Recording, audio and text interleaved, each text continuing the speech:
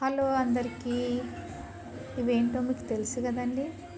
చూసారా ఎంత బాగా వచ్చాయి, ఎంత కలర్ఫుల్గా ఉన్నాయో. మీరు కూడా ఇలా ట్రై చేయండి, చాలా బాగుంటుంది. టేస్ట్ కూడా సూపర్గా ఉంటుందండి.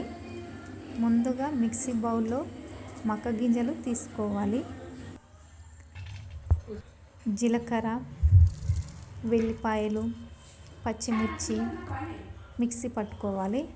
రుచికి సరిపడంత ఉప్పు, చిన్నగా తరిమిన కొత్తిమీర, పుదీనా, ఉల్లిపాయలు, 2 టేబుల్ స్పూన్ల చక్కెర, ఇవన్నీ మిక్సీ వేసుకోవాలి. ఇలా తినే సోడా కొంచెం, ఇలా చిన్న చిన్న గారెలు చేసుకోవాలి.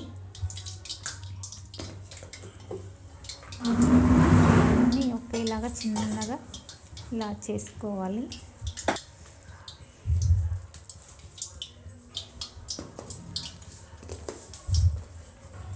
ఇలా చేసుకున్నాక ఆయిల్ వేడెక్కాక ఒక్కొక్కటి మెల్లిగా వేసుకోవాలి.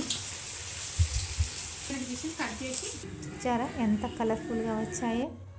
లైక్ చేయండి, షేర్ చేయండి, సబ్స్క్రైబ్ చేయండి.